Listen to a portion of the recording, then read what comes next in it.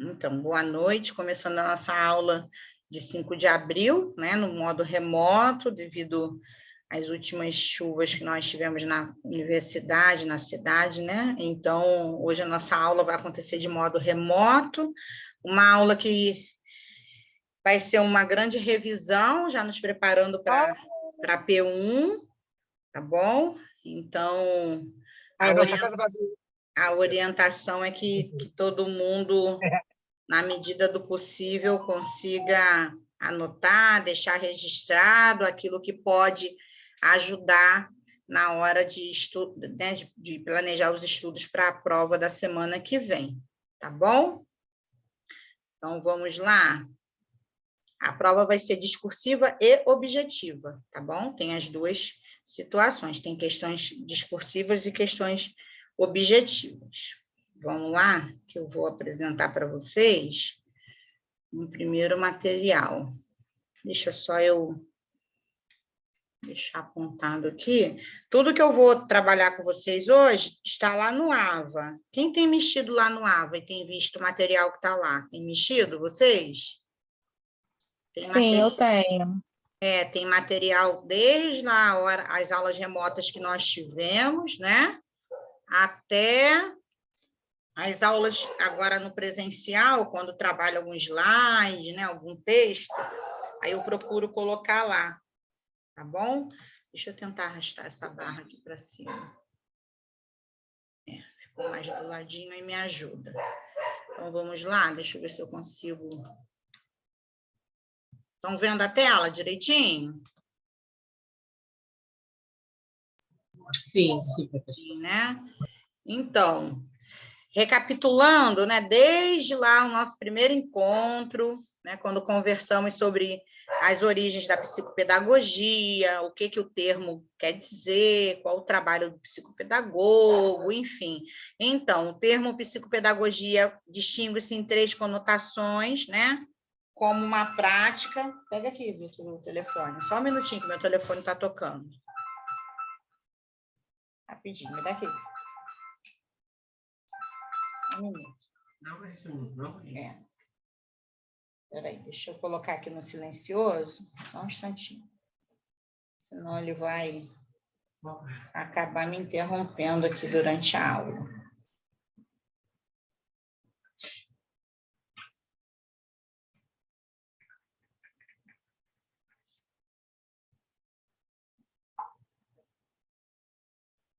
Vamos lá. Então, retomando, né? O termo psicopedagogia vai se distinguir em 3 conotações, ou seja, pode ser definido como uma prática, como um campo de investigação do ato de aprender e como um saber científico, tá bom? Então, se na avaliação cair alguma coisa sobre defina psicopedagogia, né? Defina a partir dos estudos abordados na disciplina o que é psicopedagogia. Então, aqui nós temos 3 apontamentos, tá bom? E a psicopedagogia não é sinônimo de psicologia, vejam bem, tá bom?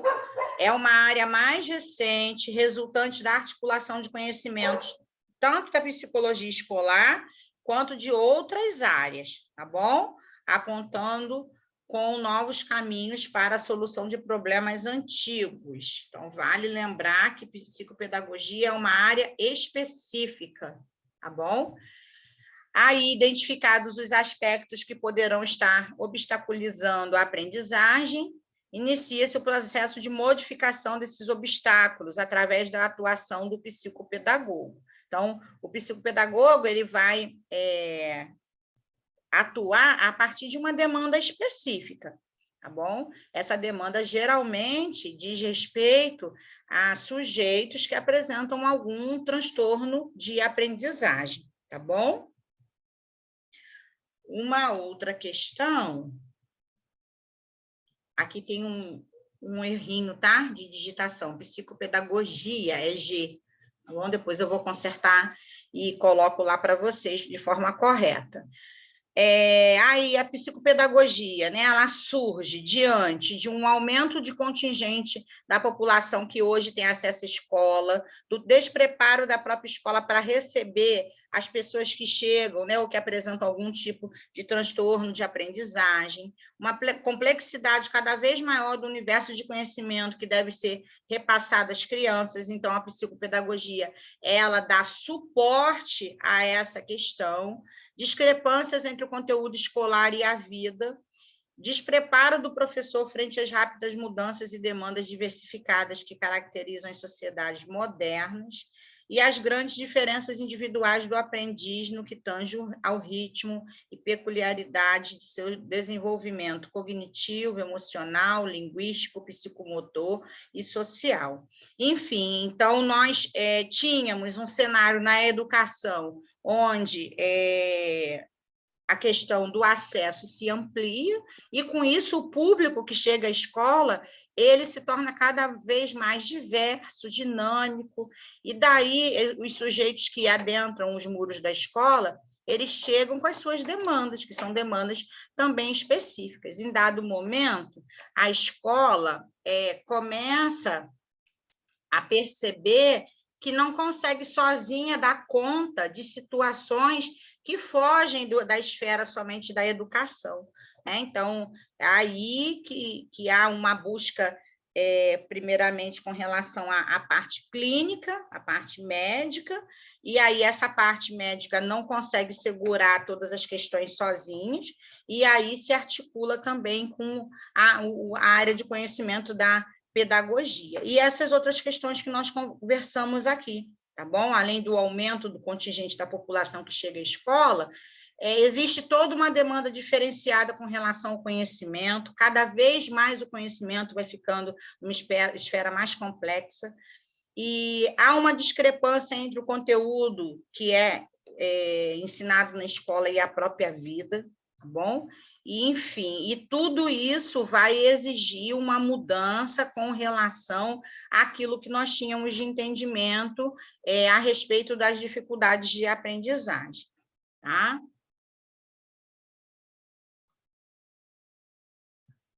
Então, a psicopedagogia é uma nova área de atuação profissional que tem, ou melhor, que busca uma identidade e que requer uma formação de nível interdisciplinar. Então, não é uma área que surge, né, assim, do nada, é uma área que surge diante de uma necessidade específica, tá bom? E ela vai exigir uma formação a nível interdisciplinar, porque se entende, né, que a atuação da psicopedagogia, ela é bem ampla, tá? Mas ela necessita de estudo, de dedicação e também de pesquisa. Outra abordagem aqui com relação ao conceito da psicopedagogia, né? Conceito, ciência da área da saúde, que se situa entre o limite da psicologia e a pedagogia, que estuda o processo de aprendizagem e suas dificuldades, tendo um caráter preventivo e terapêutico. Preventivamente, deve atuar não só no âmbito escolar, mas alcançar a família e a comunidade. Aqui também nós temos uma outra possível questão de prova, não é isso? Qual é a área de abrangência da psicopedagogia, por exemplo? Né? Ela vai ter uma área de abrangência que vai ser a atuação no âmbito escolar, mas também alcançando famílias e comunidades, tá bom?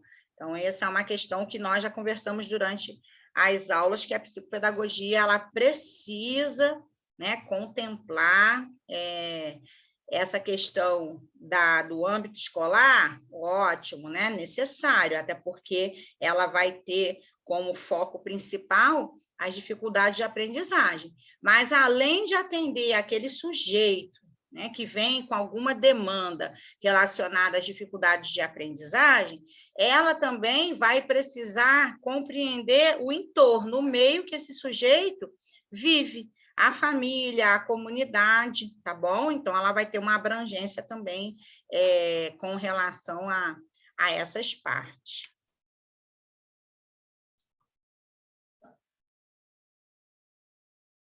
Esse aqui eu já tinha falado. Vamos lá. Quem é o psicopedagogo? Espera aí. Professora. Oi. Esse slide anterior, eu queria só se a senhora pudesse falar um pouquinho sobre a prática, o caráter preventivo da psicopedagogia. O que um profissional pode trabalhar na prevenção. Sim. Então, deixa eu te falar. Como é que é seu nome? Quando está cortando Camila. para mim. Ah, tá. É porque a minha faixinha está bem no canto. Aí está cortando, Camila. Tudo bem? Então, Tudo bem, a boa nível noite. boa noite. A nível de prevenção, né?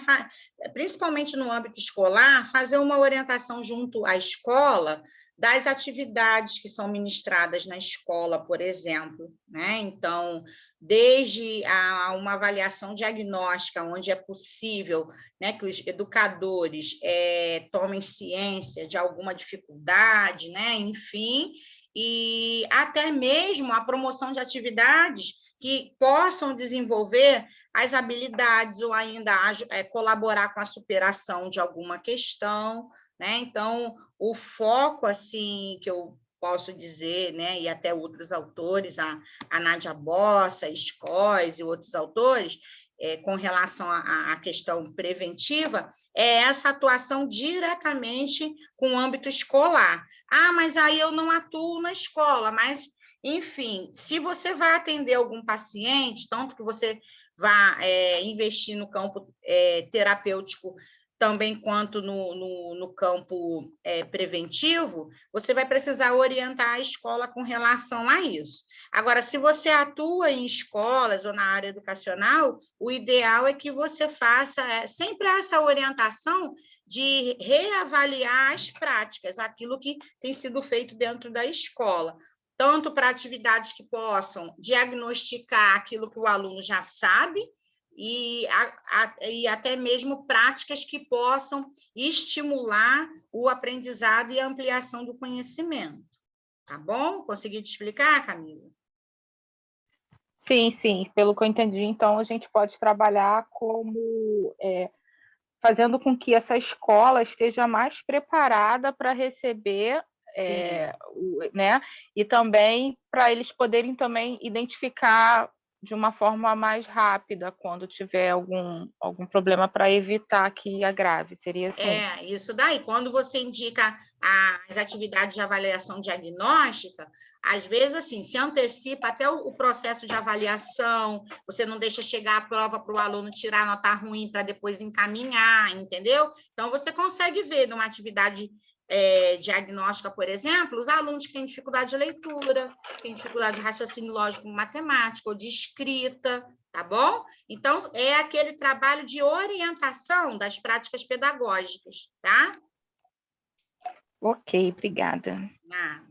Então, aí, olha só, quem é o psicopedagogo, né? Um pesquisador permanente, um sujeito que a cada movimento, ação e conduta, enquanto profissional, busca alternativas para os dilemas, tensões, limites que lhe surgem, vislumbrando sempre novas possibilidades. Então, o psicopedagogo, ele vai atuar nessa linha de frente com relação às dificuldades de aprendizagem, tá bom? E precisa ser um pesquisador permanente, porque a todo momento a sua prática precisa ser atualizada. Tá? As pesquisas avançam, não é isso? Os estudos, até mesmo no campo da ciência, né? Tudo é muito novo, é tudo muito dinâmico, então, por isso que a todo momento ele precisa pesquisar e investir, tá? Em estudo. E ele vai ser um profissional que ele vai precisar buscar alternativas para poder oferecer, né, ali a partir da sua prática, os elementos necessários para que o sujeito supere as dificuldades que apresenta, tá bom? É lógico que vai encontrar, né, algumas tensões, alguns limites, ele não é um super-herói, mas é um profissional que vai ter um público muito específico e a todo momento, possivelmente, vai encontrar vários desafios, tá bom? Aí, aqui um pouquinho do resgate histórico. Nessa primeira aula que eu tive com vocês, eu falei de forma muito superficial, mas nos outros slides nós vamos nos aprofundar mais um pouquinho, tá bom? A prática psicopedagógica desenvolveu-se na França, questão de prova também, tá? E influenciou a prática da Argentina, porque lembram, a psicopedagogia chega primeiro na América Latina, na Argentina, que, por sua vez, influenciou a prática brasileira e, posteriormente, no Brasil. Ela chega na dimensão clínica, tá bom? Só mais tarde é que ela vai ter a dimensão institucional e perpassa os muros da escola. Então, George Malco foi o fundador do primeiro centro médico psicopedagógico na França, e primeiras articulações entre a medicina, a psicologia, a psicanálise e pedagogia para a solução dos problemas de comportamento e de aprendizagem. Então, o início, o berço da psicopedagogia foi nessa esfera daqui, tá? Uma articulação entre medicina, psicologia, psicanálise e pedagogia. Também pode ser questão de prova, tá bom? Então, mais um pouquinho. Aí, sobre o Só um objeto... minutinho. É medicina, psicanálise. Oi, peraí. Medicina, psicanálise, psicologia e pedagogia.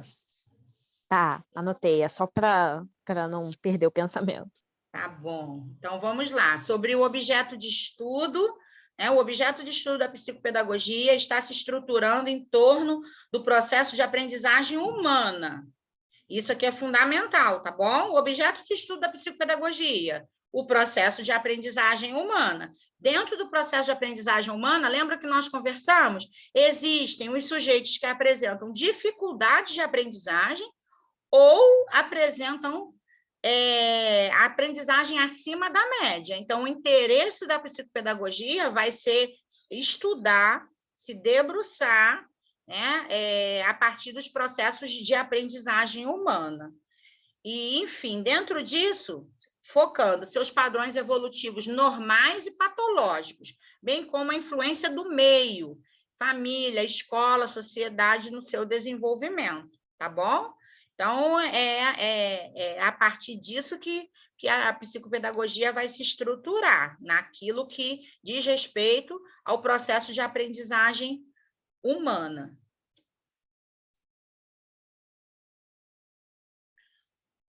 Então, o que estuda a psicopedagogia, né? Estuda o ato de aprender e ensinar, levando sempre em conta as realidades interna e externa da aprendizagem tomadas em conjunto. E mais, procurando estudar a construção do conhecimento e toda a sua complexidade, procurando também colocar em pé de igualdade os aspectos cognitivos, afetivos, sociais que lhes são implícitos. Ou seja, nessa dimensão de estudar os processos de aprendizagem, nisso também nós temos os aspectos cognitivos, né, que são inerentes a esse processo de aprendizagem humana, mas também os afetivos e sociais. Não é isso? Os sujeitos eles não vivem isolados em bolhas, em redomas. Então, são sujeitos que vão estar inseridos, né, no meio social, e a partir disso vão estabelecer relações. Então, tem toda essa esfera, tanto cognitiva, quanto afetiva, quanto social, tá bom? Só um minutinho aqui para eu poder rolar.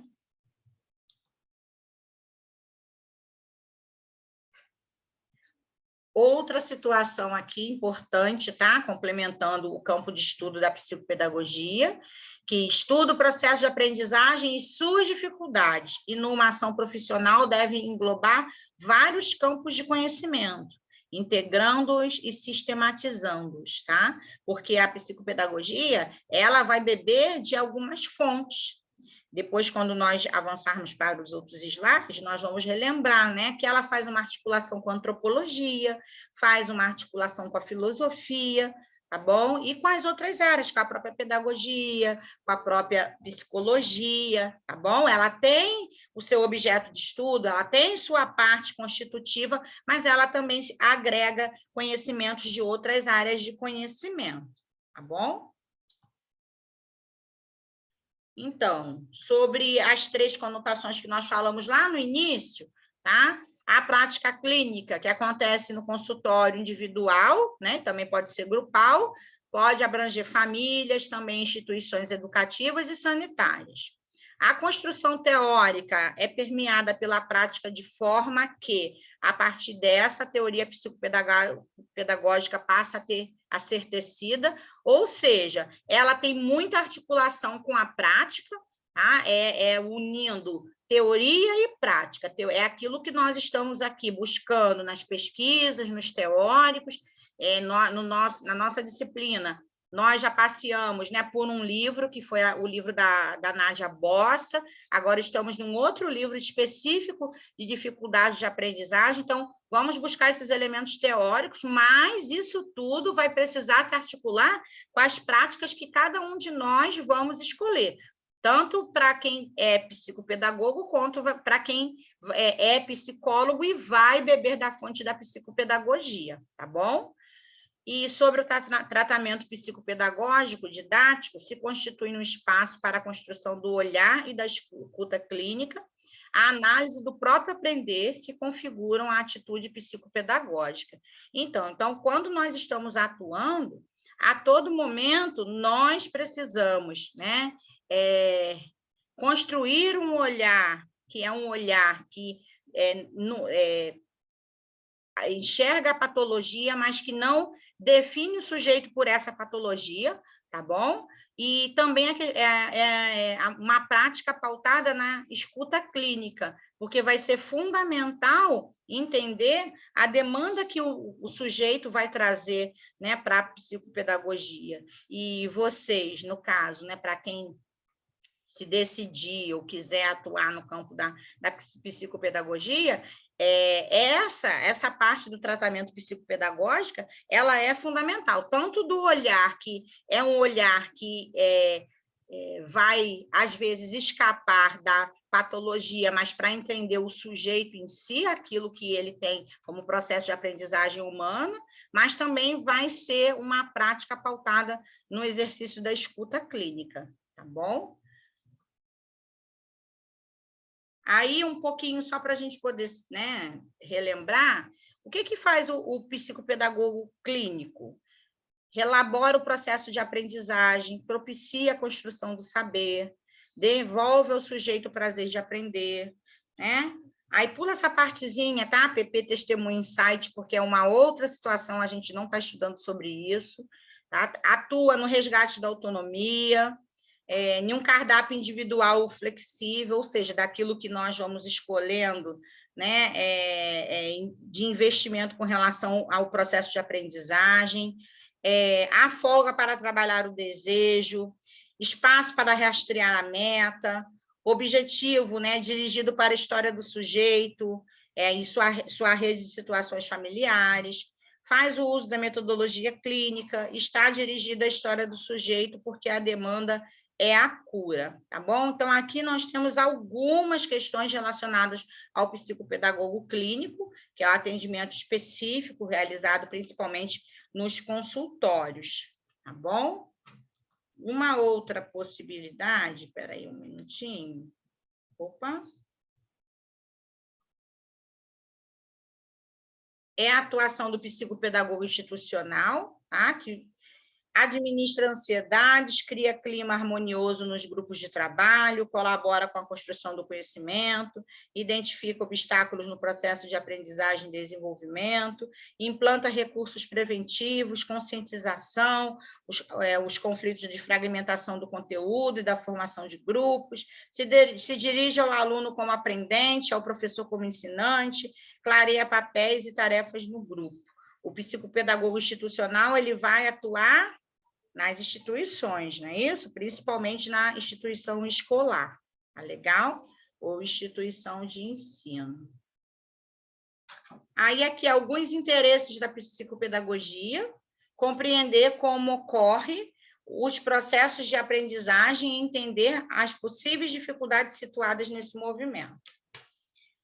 E aqui nós temos mais uma boa questão de prova, né? Qual é o interesse da psicopedagogia? Nós temos lá, primeiro, qual é o objeto de estudo, não é isso? Qual é o objeto de estudo da psicopedagogia? Quem lembra aí? Só para fazer aqui Está estruturado no processo de aprendizagem humana, déficit e facilidade, processo de aprender e ensinar. Eu anotei, professora. Isso aí, então esse é o objeto de estudo. E agora, aqui eu tenho, né, um interesse da pedagogia. Compreender como ocorrem os processos de aprendizagem, é o como ocorre, tá? E entender as possíveis dificuldades situadas nesse movimento. É uma boa dica, né? Tá bom? Então, são duas coisas, né, que a gente pode colocar aqui como distintas. O objeto de estudo e aqui nós apontamos uma área de interesse da psicopedagogia, tá bom? E para isso, né, faz uso da integração e síntese de vários campos de conhecimento, tais como, olha de onde a psicopedagogia, né, tira ali as suas forças, das fontes que ela vai ali, né, buscar para se organizar e se fortalecer cada vez mais. Da psicologia, da psicanálise, da filosofia, da sociologia, da pedagogia, neurologia, neuropedagogia, entre outros. Vejam bem, lá acima, nós falamos sobre as origens, não é isso? Da psicopedagogia, que nós apontamos 4 áreas para as origens, não é verdade? Que foi psicanálise, psicologia, pedagogia e medicina. Agora, aqui, nós já estamos falando nas áreas de conhecimento que a psicopedagogia precisa se articular para poder se consolidar como uma prática, não é verdade? Então, ela vai beber de algumas fontes, já na atualidade. Que fontes? Dos campos de conhecimento, da psicologia, psicanálise, filosofia, sociologia, tá bom? Então, se cair na prova, vocês podem citar, pelo menos aqui, vamos dizer, 4 dessas áreas aqui já consegue atingir o objetivo, tá bom? Da questão. E aí, terminou essa primeira parte. E aí? Oi, Pedro. Tudo bem? Foi aí a primeira parte? Dá para respirar um pouquinho? Tá indo, né? Vocês estão tendo boas dicas, hein?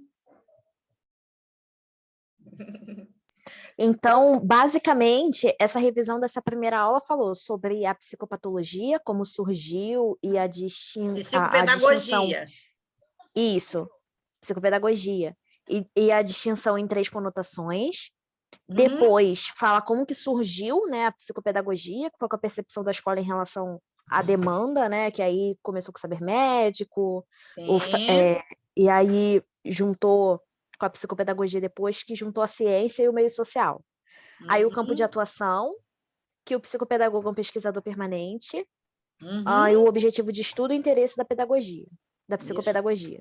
Isso daí, o objeto de estudo, que é o processo de aprendizagem humana, não é isso?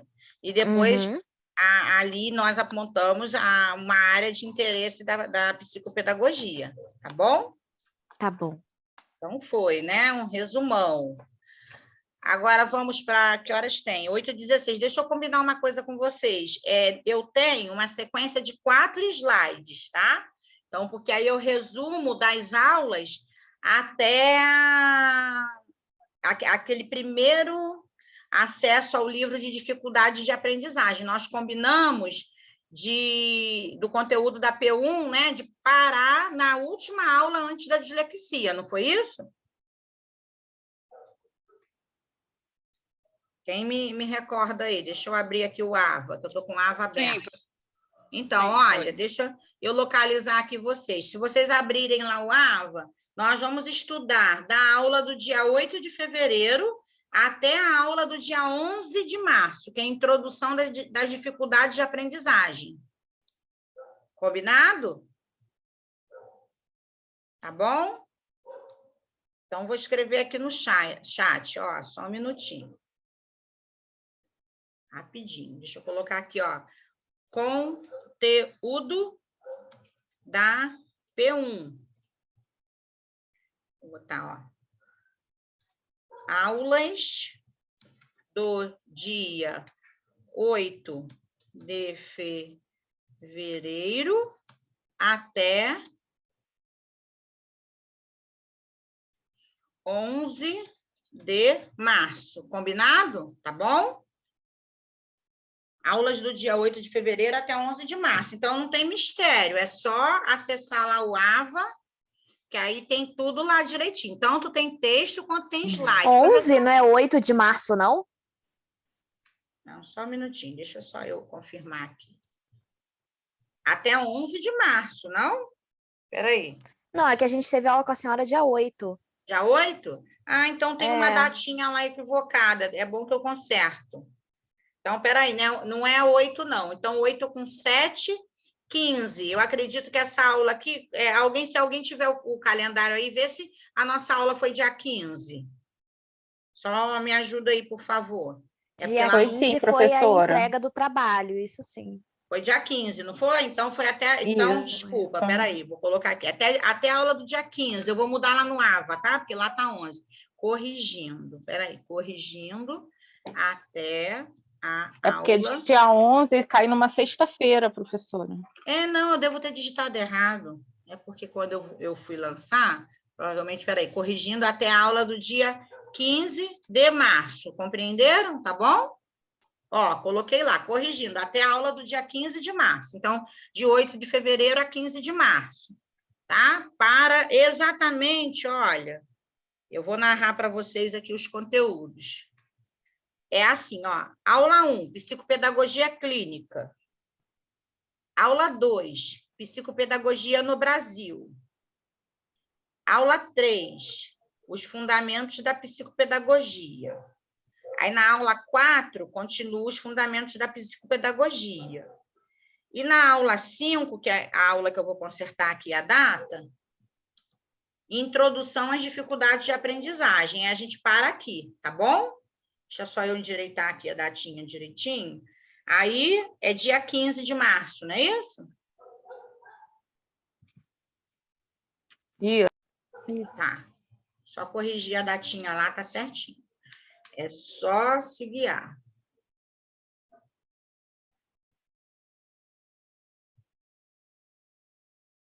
Oito com 7, 15.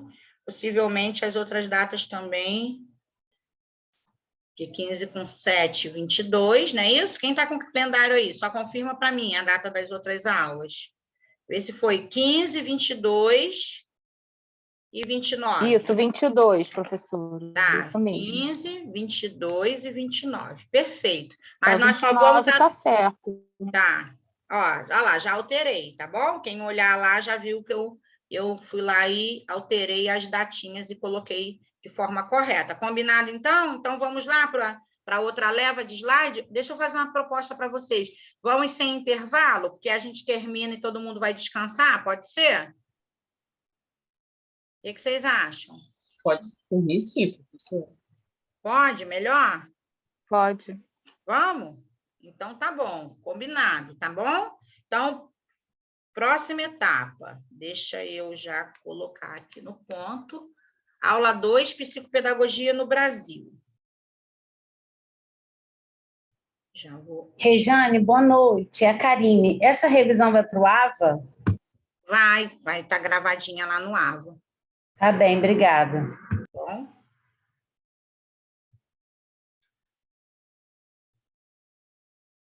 Deixa eu ver aqui.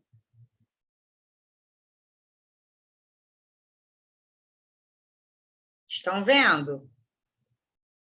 Estão? Sim. Sim? Sim. Então, tá bom, olha só. Esse material aqui tem bastante coisa escrita, tá bom? Então, é ideal que depois vocês estudem por aqui. O que tem nesse material tem no livro, tá bom? Aí, o que vai acontecer? Eu não vou ler tudo para vocês aqui. Eu vou mostrando o slide e eu vou narrando, tá bom? Para vocês aqui um pouquinho dos percursos da psicopedagogia no Brasil. Tá? Então, vamos lá. Falando sobre esses percursos da psicopedagogia no Brasil, a crença, né, de que os problemas de aprendizagem eram causados por fatores genéticos, ou seja, ou orgânicos, perdurou por muitos anos. Acreditava-se que, por diversos motivos, os sujeitos nasciam já com algumas patologias, e essas patologias, elas ocasionavam dificuldades de aprendizagem, tá bom? E isso foi determinando a forma que era tratada a questão do fracasso escolar, porque esse fracasso escolar era atribuído ao sujeito, e não era pensado nem o meio social, nem a escola. Então, a culpa pelo fracasso escolar, pela não aprendizagem, ela recaía no sujeito, tá bom? E era uma concepção organicista, né? Pautada na questão da doença, no sujeito.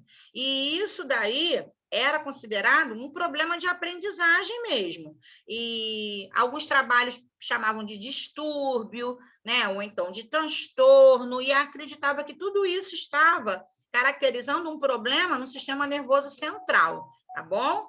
Então, aqui nós temos, a partir da década de 1970, do século passado, né, do século XX, os estudos no Brasil começaram a se ampliar com relação a esse público que apresentava outros modos de aprender, ou ainda que apresentavam a questão da não aprendizagem, tá bom? Só que o que acabou... o ketchup de lá gostoso. Tem alguém com o microfone aberto. O que acabou acontecendo é que a explicação para essas questões, ela se atrelava à ideia que a causa seria uma disfunção neurológica. Só que essa disfunção neurológica, a medicina começou a perceber que não era detectável no exame clínico, tá bom? Aí, podemos, então, dizer que essa perspectiva patologizante ou organicista, ela não conseguiu dar conta de explicar essas questões que os indivíduos apresentavam, tá? E a situação que vinculava a dificuldade de aprendizagem à escola estava justamente atrelada ao fracasso escolar. Aqui no Brasil, essa explicação da não aprendizagem, ela foi incorporada rapidamente, tá bom? Então, assim, era uma explicação considerada até mesmo ingênua, para dizer que o problema estava no aluno e o nosso sistema de ensino ele era considerado perfeito e adequado, tá bom? Aí, o que aconteceu? Vários diagnósticos foram empregados para camuflar os problemas sociopedagógicos, traduzidos ideologicamente em termos de psicologia individual. Então, termos como dislexia, disritmia e outros foram usados para poder diagnosticar essas questões. Para levantar corretamente a história das preocupações com os problemas de aprendizagem, devemos relembrar inicialmente que esses problemas foram estudados e tratados por quem? Por médicos, tá bom? Então, toda vez que um sujeito apresentava um problema com relação à aprendizagem, ele era encaminhado diretamente para a área médica, tá? E isso aconteceu principalmente na Europa, no século XIX, mas ainda hoje, no Brasil, o que nós temos de mais comum é isso. Se a criança não aprende na escola, se ela tem alguma dificuldade, a primeira iniciativa é fazer o quê? Encaminhar para uma avaliação médica. Mas nós vamos conversar um pouquinho a respeito disso. Será que o problema está exclusivamente no sujeito? Será que é um problema apenas relacionado a uma patologia? Vamos pensar sobre isso, tá bom? Aí, o que acontece? A primeira atitude de educadores e familiares de crianças com problemas de aprendizagem é recorrer ao médico, né, a esse profissional, o qual assume grande importância nas decisões da família. E é verdade, porque aquilo que a medicina vai determinar, nós acatamos, né? Porque nós sabemos que é uma área importante, né? Que é uma área pautada em teoria e saber científico também, enfim. Mas aí toda essa situação ela começou a ser problematizada. Será que os problemas de aprendizagem eles aconteciam porque existia um problema, um impedimento a nível neurológico no sujeito? Será que o problema estava somente no sujeito? Então, no início da década de 80, né, do século passado, começa a se configurar uma teoria sociopolítica a partir, né, a respeito do fracasso escolar.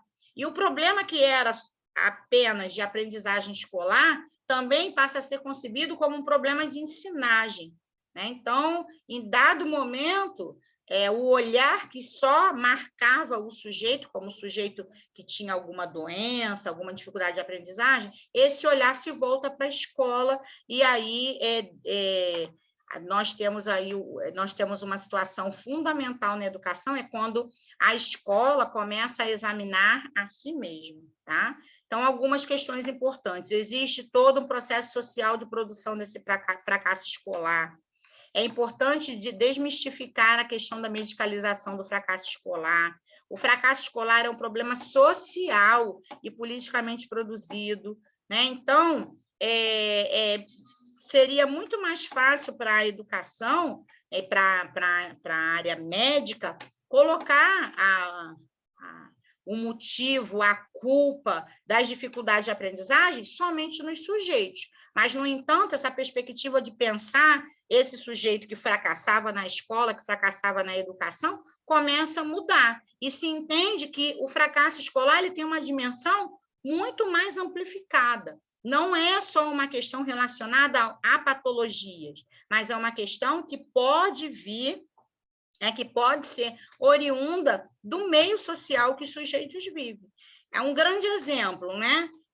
Pessoas que ao nascer, elas não são estimuladas, que tem um meio, nós conversamos sobre isso, né? Que um meio afetado tanto pelas questões socioeconômicas, quanto, né, por outras questões da ordem da sociedade, tudo isso pode trazer prejuízos para o desenvolvimento cognitivo, o desenvolvimento, enfim, desse corpo que está ali tendo contato com esse meio?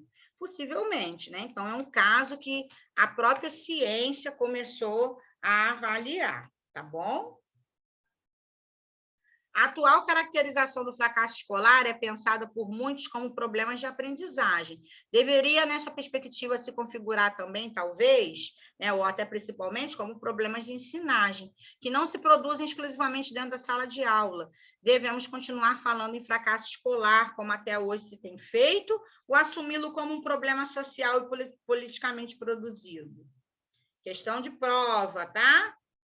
Será que o fracasso escolar ele é uma situação localizada no sujeito, né? Ou nós precisamos assumir a questão do fracasso escolar como um problema social, como algo que produz, né? Que se produz ali a partir dos problemas que acontecem na sociedade que afetam esses sujeitos, tá bom? Espera aí. Então, é fundamental abordar a questão do fracasso escolar do ponto de vista dos fatores sociopolíticos, visto que dizem respeito à manutenção de más condições de vida. Será que más condições de vida interferem na aprendizagem? O que vocês acham? Possivelmente, né? E a questão da população, às vezes, ter que subsistir ao invés de viver com dignidade. Isso também pode afetar? Nós precisamos problematizar isso, tá bom? Então, professor, o fracasso escolar é reflexo dos problemas sociais, seja mais condições de vida, seja no fracasso do próprio sistema educacional, e essas coisas. Ele pode ser reflexo, sempre nessa dimensão, tá, Beatriz? Ok. Porque aí vai depender de cada situação. Existem pessoas que nascem ou que, né, ao longo da sua vida acontece algum incidente, essas pessoas podem ter a questão da dificuldade da aprendizagem vinculada a uma patologia, isso é fato.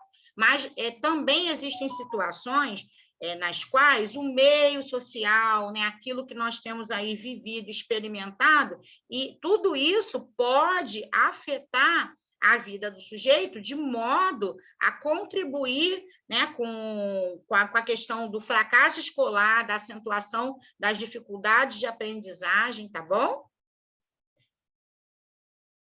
Então, vamos lá. Muito embora a psicopedagogia tenha no seu início uma tradição clínica, né, ela começa lá na clínica, existe atualmente um profundo compromisso com o aspecto preventivo e, portanto, com a escola. Na prática do psicopedagogo, ainda hoje é comum receber no consultório crianças que já foram examinadas por um médico, por indicação da escola ou mesmo por iniciativa da família, devido aos problemas apresentados por ela na escola. Importa termos em mente que é dentro dessa concepção de problemas de aprendizagem na escola que ainda no final da década de 70 surgiram os primeiros cursos de especialização em psicopedagogia no Brasil, idealizados para complementar a formação de quem? Dos psicólogos e educadores que buscavam soluções para esses problemas. Esses cursos foram estruturados e, dentro desse contexto histórico, amparados em um conhecimento científico, fruto de uma dinâmica sociocultural que não a nossa. Ou seja, né, reforçando aqui, a psicopedagogia ela é uma formação que tem, né, como grande marca ser uma formação complementar. Então, é necessário ter uma formação de base, tá? Segundo as orientações da Associação Brasileira de Psicopedagogia, tá? O recomendado é que a formação de base seja a graduação em psicologia, tá? Em pedagogia ou licenciaturas, para daí a formação na área de psicopedagogia acontecer na pós-graduação lato sensu, tá bom? Então, nós não temos ainda no Brasil cursos de graduação em psicopedagogia, tá bom? Ao longo de décadas, os cursos de psicopedagogia assumiram caráter clínico, terapêutico, preventivo e curativo. Tá? Que também a gente pode ter uma boa questão de prova, falar sobre esse recorte aí e esse processo histórico. Tá? Então, a dimensão da psicopedagogia, da formação nessa área, ela percorre essas 4 situações: a questão clínica, terapêutica, preventiva e curativa. Tá? Não há necessidade de estudar sobre cada área, mas muito mais assim, entender que a psicopedagogia ela seguiu, né, uma linha de evolução que tem muita relação com aquilo que se tem de objeto de estudo. Se o objeto de estudo é pensar o processo de aprendizagem humana, aí dá para a gente entender direitinho como é que era esse recorte só clínico, depois terapêutico, preventivo e curativo. E nós temos, na atualidade, um pouco de cada área dessa daqui, tá bom? No curso de psicopedagogia. Essas abordagens remetem às mudanças nas formas de conceber a problemática do fracasso escolar e à busca pela identidade desse profissional brasileiro que nasce como reeducador e que, ao longo do tempo, amplia seu compromisso assumindo a responsabilidade de diminuir os problemas de aprendizagem nas escolas e, consequentemente, de reduzir os altos índices de fracasso escolar. Então, o psicopedagogo, ele é um elemento chave, tá, na redução do fracasso escolar, concordam comigo? Não é isso? Porque ele vai orientar as boas práticas na educação, e essas boas práticas, elas vão viabilizar a superação das dificuldades de aprendizagem, tá? Ou até mesmo a questão de amenizar os quadros que determinadas pessoas apresentam. Aqui um pouquinho do esboço histórico, a gente não vai focar, tá? Isso daqui, não, aqui, se o primeiro curso foi na PUC de São Paulo, ou se foi na PUC do Rio Grande do Sul, essa parte aqui a gente não vai focar, tá bom? Então, vamos mais aqui adiante um pouquinho. Vale dizer que a psicopedagogia, enquanto área aplicada, implica o exercício de uma profissão, ainda que esse fato não esteja reconhecido legalmente, a gente já conversou sobre isso. Isto é uma forma específica de atuação. Isto é uma forma específica de atuação. Como sabemos, a psicopedagogia, surge com o compromisso de contribuir para a compreensão do processo de aprendizagem e identificação dos fatores facilitadores e comprometedores desse processo, com vistas a uma intervenção. A grande necessidade de uma ação efetiva nesse sentido fica evidenciada no interesse que tem havido pela psicopedagogia no Brasil. É um curso em ascensão, tá? Então, aí, ao falarmos um pouco da história da psicopedagogia no Brasil, além de nos referirmos, né, a movimento de certos grupos, enfim, que tinham como objetivo o aprofundamento nos estudos sobre os problemas de aprendizagem e os cursos na perspectiva dinâmica em que aconteceram, é importante mencionarmos quem? Olha só, a Associação Brasileira de Psicopedagogia, tá? A ABPP, que é um órgão de classe e de referência nacional para os psicopedagogos. Então, fica a dica, tá bom? Pode cair alguma questão relacionada à Associação Brasileira de Psicopedagogia, tá? A ABPP é um órgão de classe de referência nacional para os psicopedagogos. É quem organiza a prática da psicopedagogia no Brasil, tá? A Associação Brasileira de Psicopedagogia, né? A associação visava como objetivo inicial tornar conhecido o campo de atuação do profissional do psicopedagogo, campo este ainda não totalmente definido devido ao fato de que ainda nos debruçamos sobre algumas questões, né? Então, é um campo ainda em construção. Quem é esse profissional? Qual deve ser sua formação e atuação profissional? Como criar técnicas? Enfim.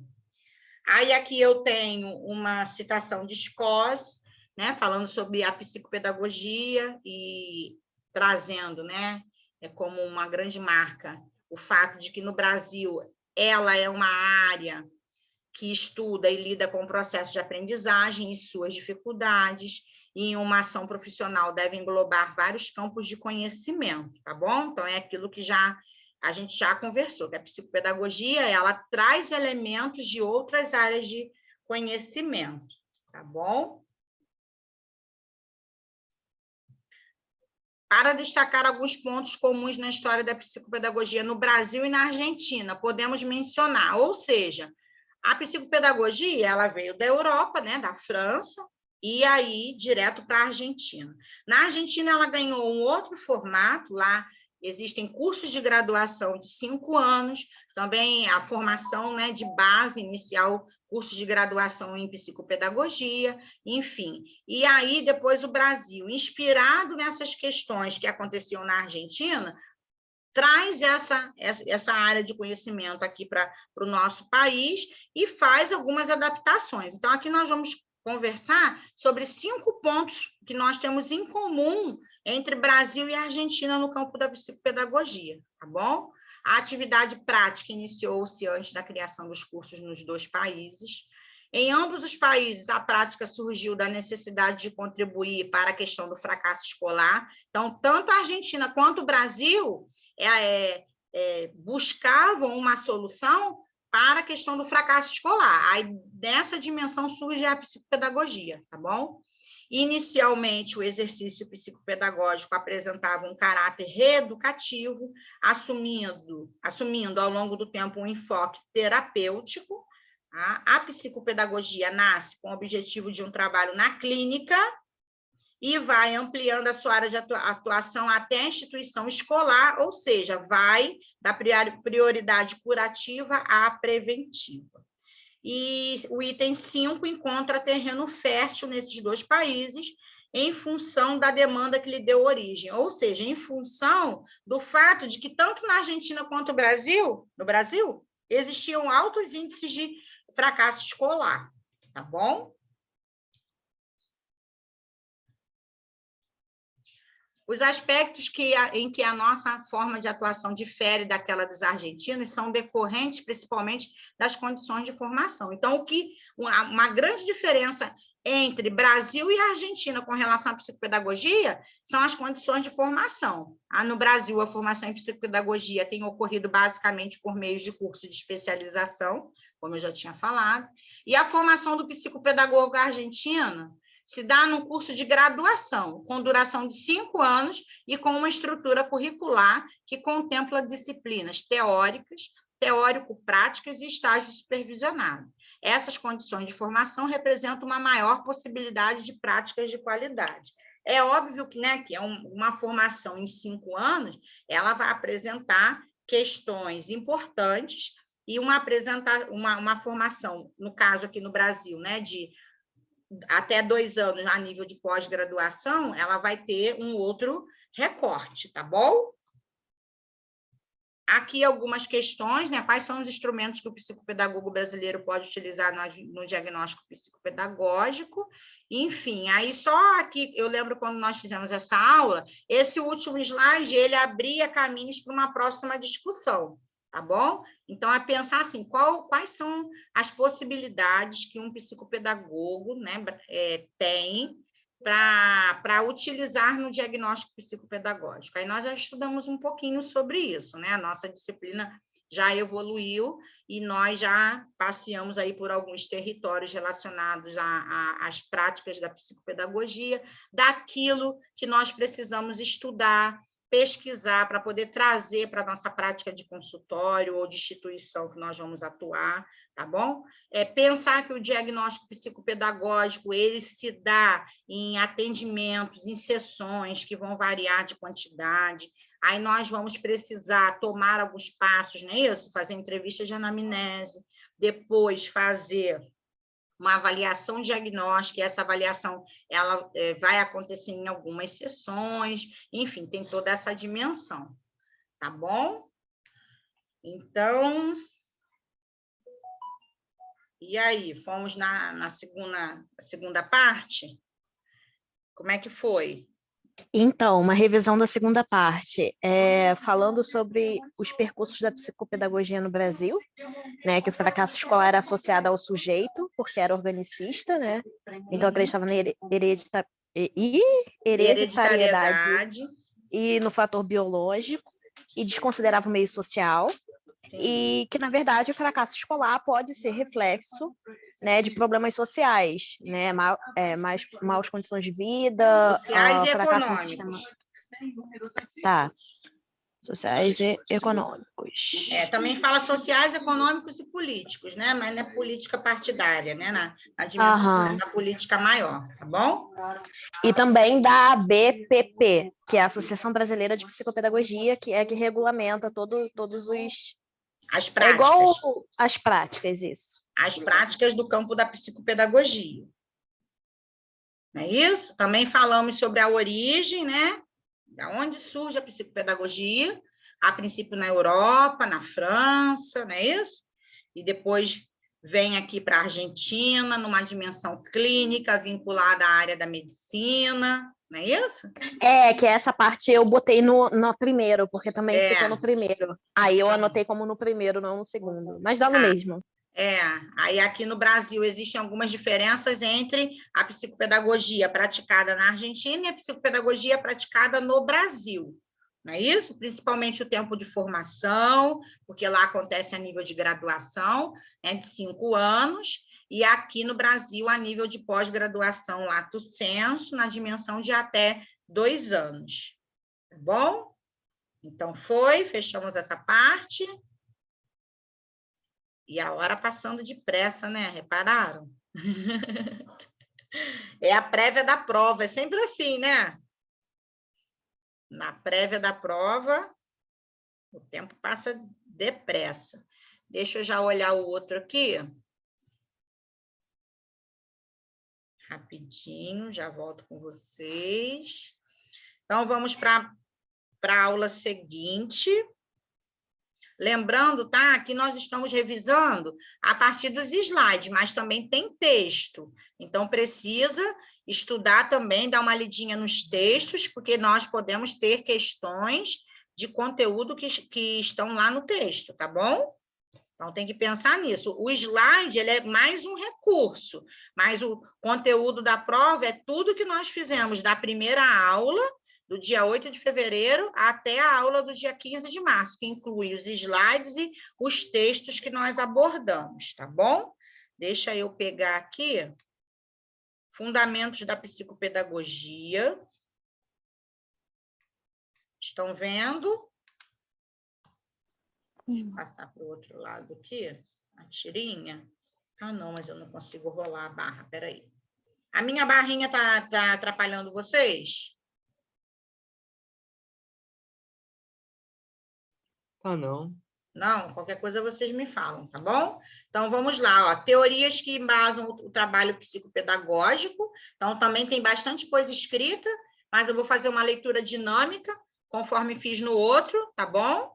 mas aí depois vocês precisam dar mais uma lida, tá? Então, conhecer os fundamentos da psicopedagogia implica refletir sobre as suas origens teóricas, ou seja, revisar velhos impasses conceituais, né, que estão subjacentes à ação e atuação da pedagogia e da psicologia, no apreender do fenômeno educativo, tá bom? Então, do seu parentesco com a pedagogia, porque ela tem um parentesco com a pedagogia, lembra? A psicopedagogia, ela vai trazer algumas indefinições e contradições de uma ciência cujos limites são a própria vida humana. Então, quando nós pensamos que existe uma área de conhecimento, uma ciência que estuda os processos ou processo de aprendizagem humana, nós vamos aí nos deparar com uma situação bastante diversa e dinâmica, não é verdade?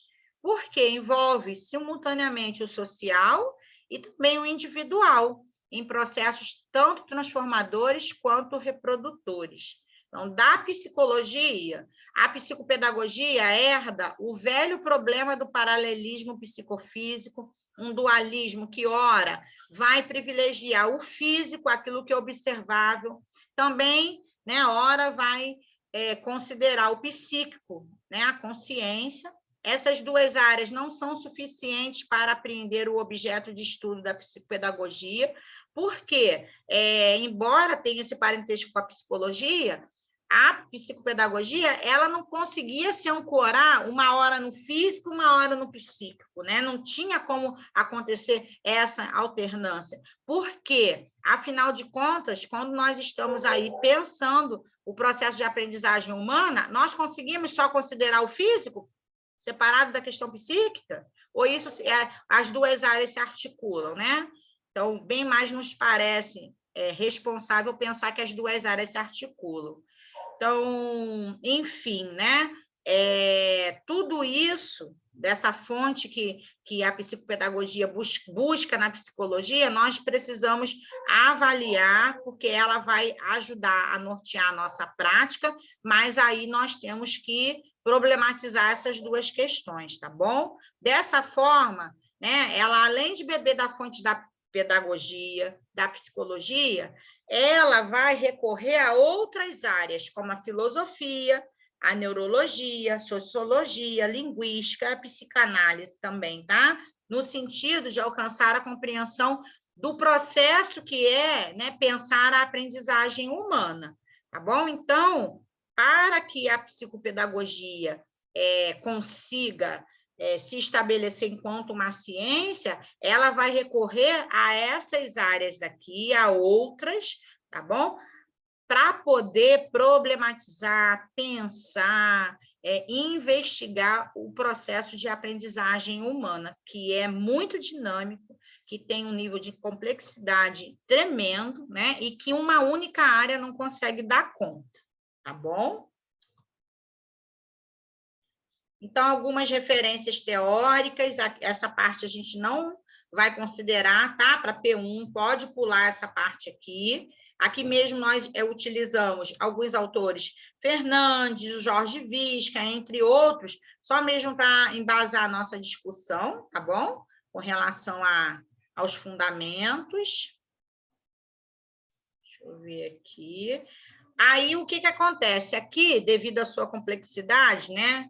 Com relação ao objeto de estudo, que é o processo de aprendizagem humana, nós falamos sobre o que cada área pode contribuir para a psicopedagogia, tá bom? Então, a psicanálise vai encarregar-se do mundo inconsciente, das representações profundas, operantes no meio da dinâmica psíquica, e isso daí vai vir à tona o tempo todo, né, no atendimento psicopedagógico. A psicologia social, a epistemologia, a psicologia genética, falamos um pouquinho, a linguística, que vai trazer a questão da compreensão da linguagem, e vejam bem, né, agora estudando sobre as dificuldades de aprendizagem, dislexia, descalculia, a semana depois da prova, disgrafia, todas essas dificuldades de aprendizagem, elas vão se articular também no campo da linguística, tá? A pedagogia, que vai contribuir com diversas abordagens no processo ensino-aprendizagem, para entender como que esse processo se materializa na vida dos sujeitos.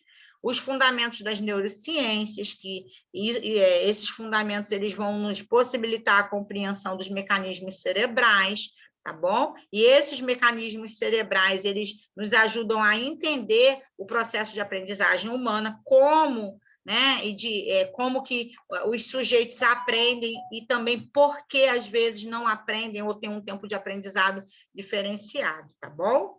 E, bem, nenhuma dessas áreas surgiu especificamente para responder à problemática da aprendizagem humana. Essas áreas, no entanto, nos fornecem meios para refletir cientificamente e operarmos no campo psicopedagógico, tá? Então, podemos caracterizar a psicopedagogia como uma área de congruência, né, entre aquilo que é psicológico e aquilo que é educacional. Tá? Aquilo que é psicológico, a subjetividade do ser humano, né, e aquilo que é educacional, a atividade especificamente humana, social e cultural.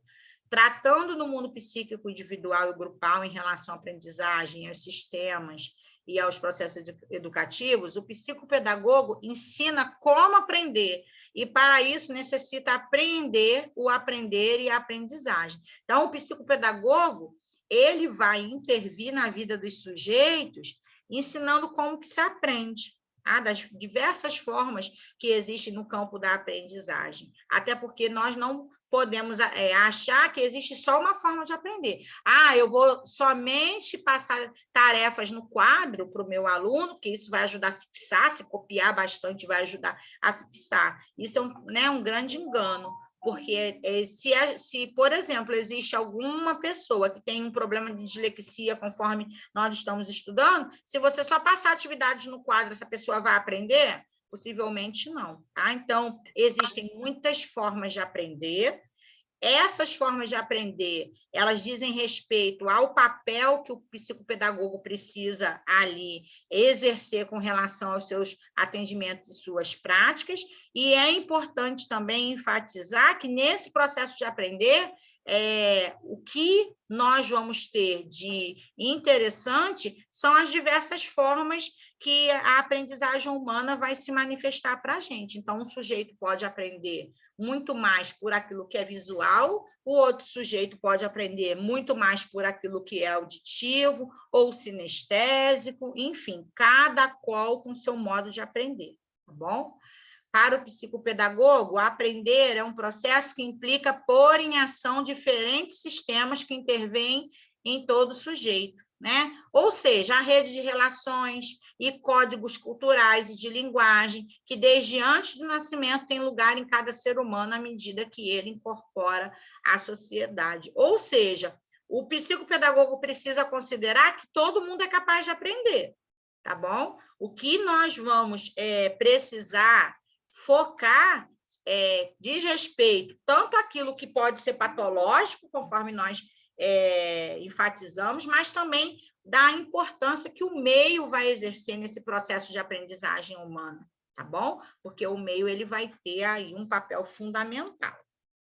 A aprendizagem é responsável pela inserção da pessoa no mundo da cultura, e mediante a aprendizagem o indivíduo se incorpora ao mundo cultural, com uma participação ativa, ao se apropriar de conhecimentos e técnicas, construindo em sua interioridade um universo de representações simbólicas, tá bom? Então, nesse trabalho de ensinar e aprender, o psicopedagogo recorre a critérios diagnósticos no sentido de compreender, vejam bem, a falha na aprendizagem, tá? Então, daí o caráter clínico da psicopedagogia, ainda que seu objetivo seja a prevenção dos problemas de aprendizagem, tá bom? Então, assim, o maior desafio do psicopedagogo é, diante de uma demanda, identificar a falha de aprendizagem. A demanda chegou para ele, a situação já está posta, então ele precisa fazer o quê? Identificar a falha de aprendizagem. Mas o grande objetivo da prática psicopedagógica está muito mais voltado para a prevenção. É aquilo que a gente conversou. Se ele puder orientar a escola, né, para que a mesma possa estabelecer, proporcionar práticas dinâmicas, inclusivas, né? Práticas que lancem mão de diversos recursos, enfim, que podem variar desde uma avaliação diagnóstica para poder fazer o rastreio, a sondagem. Tem um microfone aberto, amores. Espera aí. Deixa eu tentar fechar aqui. Rapidinho. Ué, o que houve? Não consigo fechar. Tem um microfone que eu não consigo fechar. Depois verifiquem, por favor, quem está com o microfone aberto. Aí, o que acontece? Espera aí. Calma aí que eu vou voltar. Me lembram o que eu estava falando, por favor. Ah, tá, me lembrei. Então, sobre o foco, né, da psicopedagogia, o seu objetivo ser a prevenção dos problemas de aprendizagem, tá bom? Então, se o psicopedagogo consegue orientar tanto a escola quanto os professores com relação a boas práticas, não é isso? Vai ser possível prevenir algumas questões relacionadas aos problemas de aprendizagem, tá bom? De modo que as mesmas não se agravem, tá? Que seja possível superar essas dificuldades no âmbito escolar. Ah, mas, professora, não foi possível superar as dificuldades no âmbito escolar. Aí, daí, entra a atuação do psicopedagogo, tá bom? Aí, deixa eu movimentar um pouquinho os slides, né? Tem essa dimensão também clínica, tá? Porque vai envolver sempre um processo diagnóstico ou de investigação que precede o plano de trabalho. Esse diagnóstico consiste na busca de um saber para fazer, tá bom? Então, por meio das informações obtidas nesse processo de investigação, o psicopedagogo inicia a construção do seu plano de trabalho. O diagnóstico não completa o olhar interpretativo nem diagnóstico. Todo o processo terapêutico é também diagnóstico. Ocorrendo também, né, isso também ocorre no trabalho institucional, no qual, após o momento inicial de investigação, inicia-se um processo de intervenção com a implantação de recursos capazes de solucionar o problema tão logo este se anuncie. Ou seja, né, o trabalho do psicopedagogo é clínico, porque tem essa dimensão do processo diagnóstico e de investigação, né, para procurar as causas e determinar um plano de trabalho para que determinada situação, né, relacionada a um problema de aprendizagem seja superada, tá bom? Mas também vai ter uma dimensão, né, podemos dizer aí, um trabalho institucional após essa investigação inicial, quando há uma orientação a respeito de intervenção, aquilo que nós falamos aqui no campo da prevenção, tá bom? Então, no âmbito institucional, ou seja, no âmbito da instituição escolar, é possível fazer algumas intervenções, implementando alguns recursos, e esses recursos, eles podem ser capazes de solucionar um problema ali que está instaurado, tá bom? Então, durante esse processo de intervenção, o profissional não abandona o olhar interpretativo que caracteriza a prática psicopedagógica. Esse olhar também é fundamental, tá bom? Então, a investigação diagnóstica envolve a leitura de um processo complexo, no qual todas as ambiguidades de atribuição de sentido a uma série de manifestações conscientes e inconscientes se fazem presentes. Interjogam aí o pessoal, o familiar, atual e passado, sociocultural, educacional, a aprendizagem sistemática. O decifrar do sentido da dificuldade de aprendizagem repercute sobre o problema que estamos interpretando. A nossa linguagem, sobre a linguagem da enfermidade, nos leva a um compromisso, ou seja, ao diagnóstico, né, promotor de decisões acerca do trabalho. Ou seja, a investigação diagnóstica, ela é uma situação tão dinâmica, né, aí, né, que vai abarcar uma complexidade tão intensa, e isso daí vai requerer ao psicopedagogo um olhar direcionado a manifestações conscientes e inconscientes. Então, tanto aquilo que o paciente traz e verbaliza para esse psicopedagogo, quanto é aquele silêncio que precisa ser interpretado, tá bom? Ou alguma história que, de repente, a narrativa não combina, né? Então, é um decifrar de uma situação que está ali diante do psicopedagogo. E toda essa dimensão de investigação diagnóstica, ela vai promover a tomada de decisões acerca do tratamento, tá bom? Então, é a partir daquilo que o psicopedagogo está interpretando nessa dimensão da investigação diagnóstica, é que ele vai tomar decisões acerca de qual forma o tratamento vai ser desenvolvido, tá bom? Então, sobre o campo de atuação da psicopedagogia, não vou ler isso tudo, tá? Então, mas nós temos duas situações específicas, o trabalho clínico, tá bom? E o trabalho preventivo. Aí nós temos aqui, nessa última parte, né, falando que essas duas formas de atuação, por sua vez, não deixam de resultar em um trabalho teórico, tanto na prática preventiva quanto na clínica. O profissional, como já vimos anteriormente, procede sempre embasado no referencial teórico adotado. Ou seja, se nós se lá na prova tiver alguma questão sobre o campo de atuação da psicopedagogia, nós vamos estar nos referindo a essas duas áreas, tá bom? Sobre o trabalho preventivo, sobre o trabalho clínico, tá? E sobre o campo de atuação da psicopedagogia na Então, atualidade. professora, seria o modelo de atuação preventiva e modelo de atuação assistencial. Não, preste atenção. Campo de Que estava atuação... escrito em algum slide que eu tinha anotado aqui. Mas aí foi naquela parte histórica, lembra, Beatriz? Que nós falamos que a psicopedagogia percorreu 4 áreas, lembra? Lembro. Tá? Então, aí, quando nós estamos falando da parte do processo histórico da psicopedagogia, deixa eu até voltar aqui para a gente poder retomar rapidinho, tá? Já mostro para vocês, ó. Estão vendo? Eu deixei eles abertos aqui. Espera aí que eu vou retomar lá para a gente só não ficar com dúvida. Aqui, ó. Aqui, Beatriz, ó. Ao longo de décadas, os cursos de psicopedagogia assumiram caráter, lembra? Clínico, terapêutico, preventivo e curativo, tá? Isso aqui é ao longo da história. Compreendeu? Aí agora... Sim, aí agora é o quê? Clínico. Então, agora, o campo de atuação, o que nós temos mais na atualidade, né? É um trabalho clínico, tá bom? E um trabalho preventivo. Tá bom?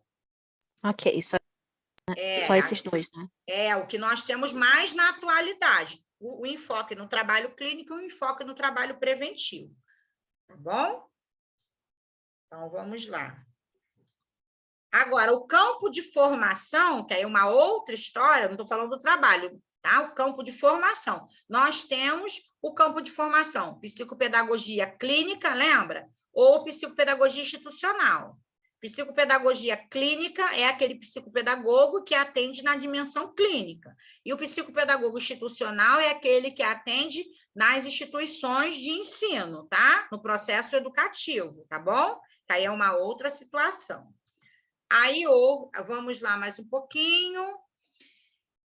Ao delimitar o campo de atuação do trabalho psicopedagógico, deve-se, no entanto, diferenciar essas modalidades de atuação, especificando as suas tarefas, tá bom? Por quê? Dentro daquele trabalho que nós falamos, que existe o trabalho clínico, o trabalho preventivo, cada trabalho vai ter ali a dimensão das suas tarefas, tá? Dessa forma, o trabalho psicopedagógico na área, olha, primeiro, preventiva é de orientação, tá bom? Então, esse trabalho da área preventiva, que é de orientação, ele se dá muito mais nas instituições de ensino, concordam comigo? Tá bom? Esse trabalho pode se dar na forma individual ou na grupal, na área de saúde mental e na educação. Na sua função preventiva, cabe ao psicopedagogo. Aí aqui tem algumas tarefinhas que ele precisa cumprir nessa dimensão, que é a dimensão do trabalho preventivo. Tá bom? Aí, peraí. Aí entra aí, ó, o assistencial que eu tinha anotado, ó. pode certamente ter um caráter assistencial, tá vendo? Não, mas Eu nos anotei outros... em sala na aula. Isso aqui na aula, porque nos outros slides a gente não tinha, não, tá? Só nesse daqui que aparece a questão ter um caráter assistencial, ó, isso acontece quando, por exemplo, o psicopedagogo participa de equipes responsáveis por elaboração, direção e evolução de planos. Isso daqui, o caráter assistencial, está dentro da dimensão preventiva, tá bom? Mas aí nós vamos nos organizar de pensar o trabalho tanto na questão preventiva, quanto, deixa eu voltar ali, só para a gente não, na dimensão do trabalho clínico, tá bom? Clínico e o trabalho preventivo. Aí mais um pouquinho. Já na área da saúde, o trabalho é feito em consultórios privados ou instituições de saúde, no sentido de reconhecer e atender às alterações da aprendizagem sistemática. Existe também uma proposta de atuação nas empresas, onde o objetivo é favorecer. Aí aqui já vai abrindo, né, um leque maior para a questão da proposta da psicopedagogia, tá bom? Mas nós não vamos focar nisso, não. Aqui tem, né, a descrição de algumas atividades que podem ser desenvolvidas pelo psicopedagogo no Brasil.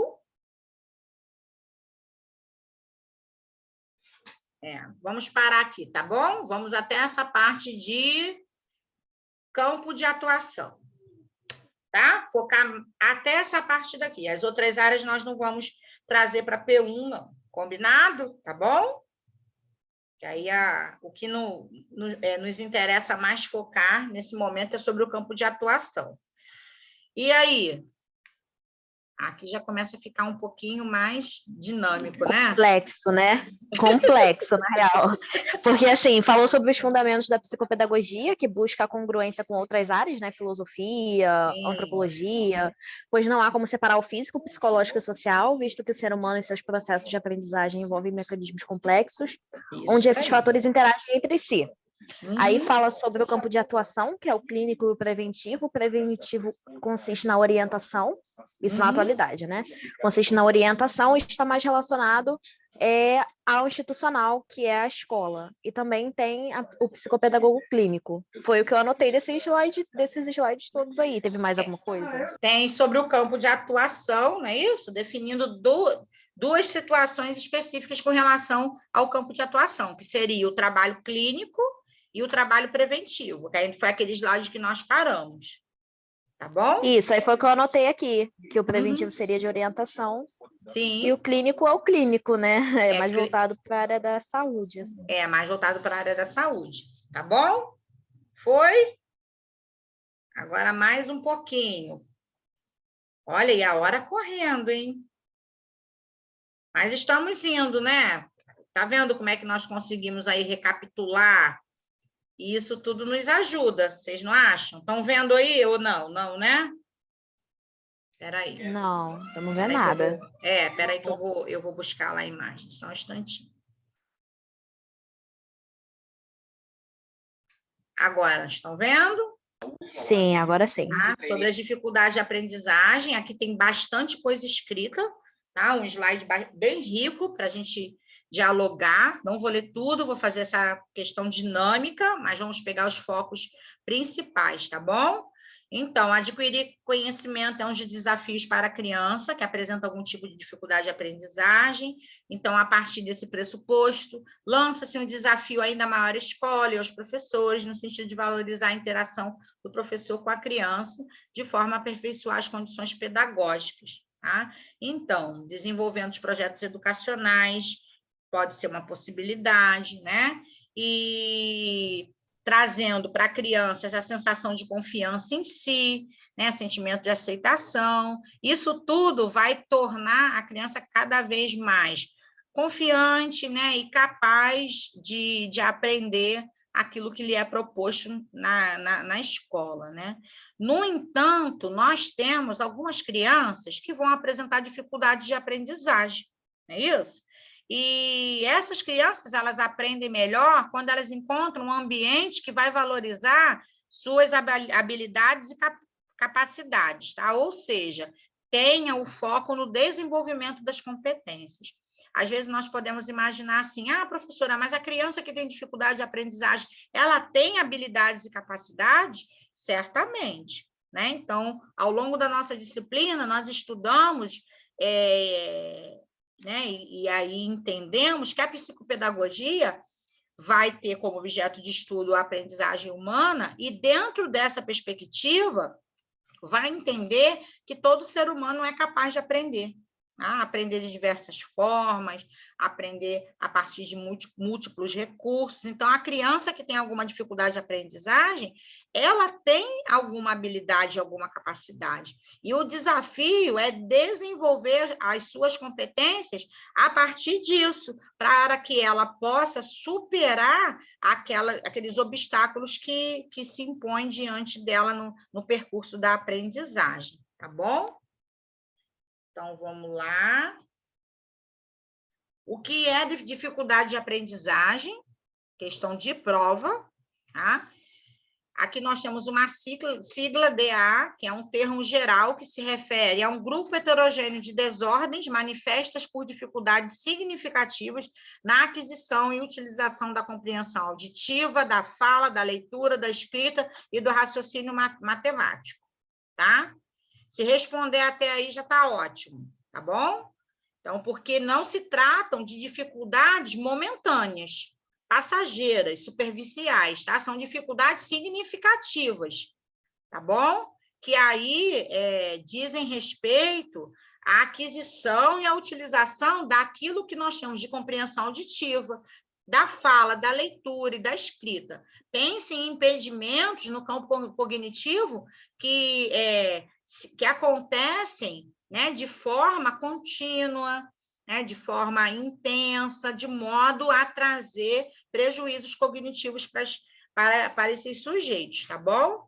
Então, tais desordens consideradas intrínsecas ao indivíduo, presumindo-se que seja devidas a uma disfunção do sistema nervoso central, podem ocorrer durante toda a sua vida. Problemas na autorregulação do comportamento, na percepção social e na interação social podem existir com as DAs, tá bom? São as dificuldades de aprendizagem. Aqui, olha, mais uma outra definição, pode usar uma, pode usar outra, tá bom? Mas precisa ter coerência. O que é dificuldade de aprendizagem? A dificuldade de aprendizagem é uma situação momentânea na vida do aluno, que não consegue caminhar em seus processos escolares dentro do currículo esperado pela escola, acarretando comprometimento em termos de aproveitamento ou avaliação. Ou seja, aqui nessa definição de Hashimoto, quando fala de situação momentânea, está vinculada a aproveitamento e avaliação, tá? E não a processos cognitivos, porque aí, quando nós trazemos aqui essa definição, tá vendo aqui, né? São dificuldades significativas.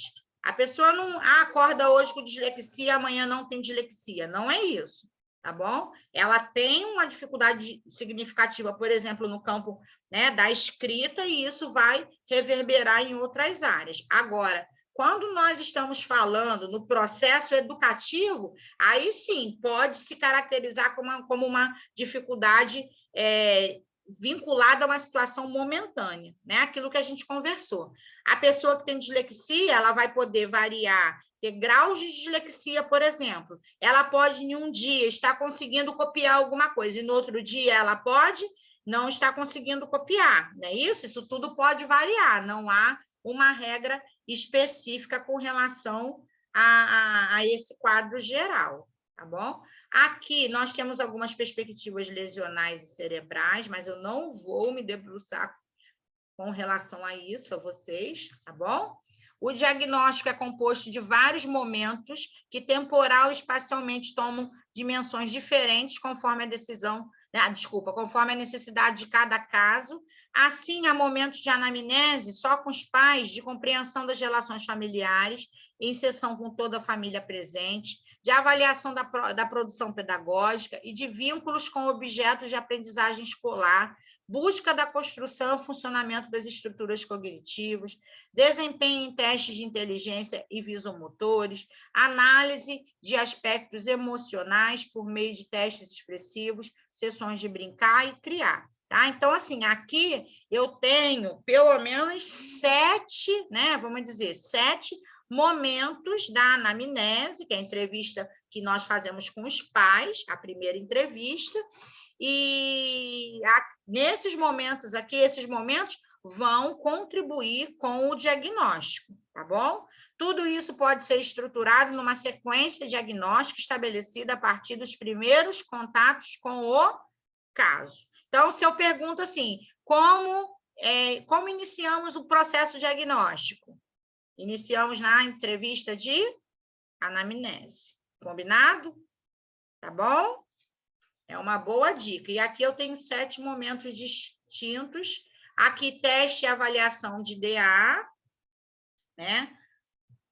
No meio educacional, os termos testar, medir e avaliar são amplamente utilizados e muitas vezes confundidos por serem considerados sinônimos. Essa confusão ou distorção é devido ao fato de que esses termos se complementam e estão interligados, mas com amplitudes diferentes. O termo testar tem menor abrangência, pois o seu formato, que normalmente é feito através de testes, é apenas uma das formas de medição. Enquanto isso, o termo avaliar é mais abrangente, né? O mais abrangente deles, pois, além de fazer uso de instrumentos que levantam dados quantitativos, ele também faz uso de instrumentos qualitativos. Ou seja, né, no meio educacional, nós temos alguns termos, testar, medir e avaliar, que vão determinar, né, vão nos dar pistas, né, por exemplo, do processo de aprendizagem do sujeito. Em algum momento nós testamos os nossos alunos, medimos aquilo que eles têm de repertório de aprendizagem, avaliamos o percurso desse aluno, né, ou desse paciente, no caso de quem vai atender como psicopedagogo ou psicólogo, enfim, aí, por exemplo, há testes como teste de dislexia, teste TDAH, teste de descalculia. Então, no meio que nós estamos aqui inseridos, a palavra teste é uma palavra mais recorrente, tá bom? Então, no campo psicopedagógico. Agora, já no campo da avaliação, as palavras medir e avaliar, elas são palavras mais comuns, tá? Aí, falando sobre os transtornos, tá? Transtornos de aprendizagem compreende uma inabilidade específica, como leitura, escrita ou matemática, em indivíduos que apresentam resultados significativamente abaixo do esperado para seu nível de desenvolvimento, escolaridade e capacidade intelectual. Aí nós temos 3 tipos de transtorno. Da leitura, é caracterizado por dificuldades específicas em compreender palavras escritas. Transtornos na matemática, dificuldade da criança associar as habilidades matemáticas básicas com o mundo que a cerca. Transtorno da expressão escrita, refere-se à ortografia ou caligrafia, bem como outras atividades relacionadas à escrita. Outros transtornos: dislalia, dislexia, desortografia, descalculia, hidrocefalia, atenção e ou hiperatividade. Aí aqui nós temos uma breve apresentação de cada um. Ó, dislalia, tá vendo? Um pouquinho. Dislexia. Professora, mas você não disse que vai cair isso, lembra? Não vai, nós não vamos cobrar o que cada um, né, aí tem como definição, tá bom?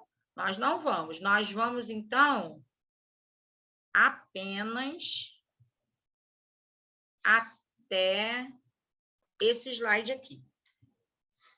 Tá bom?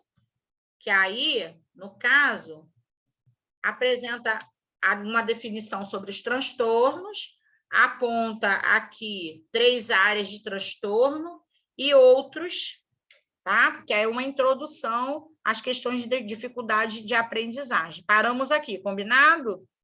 Então, nós não vamos perguntar do que se trata a dislexia, não é isso? Como a desortografia ou como a descalculia, que nós já estudamos, né? Que já estudamos dislexia e descalculia, afeta os sujeitos, isso não, tá bom? Mas, por exemplo, se pedir para citar, cite 2 dificuldades de aprendizagem. Vocês podem citar 2, por exemplo? Quem pode citar aí? Dislexia e descalculia, foram as 2 que a gente viu. Isso daí, tá bom? Então, podemos aí já ter mais uma outra pista. Quem quiser também pode citar uma das outras que nós apresentamos aqui. Tá bom? Então, espera aí. Professora, então não vai entrar nas dificuldades a prova. Não. Só mesmo citar. No caso, né, se alguma das questões pedir para citar. Pode pedir para citar, mas não vai entrar, né, Na no definição, no conceito.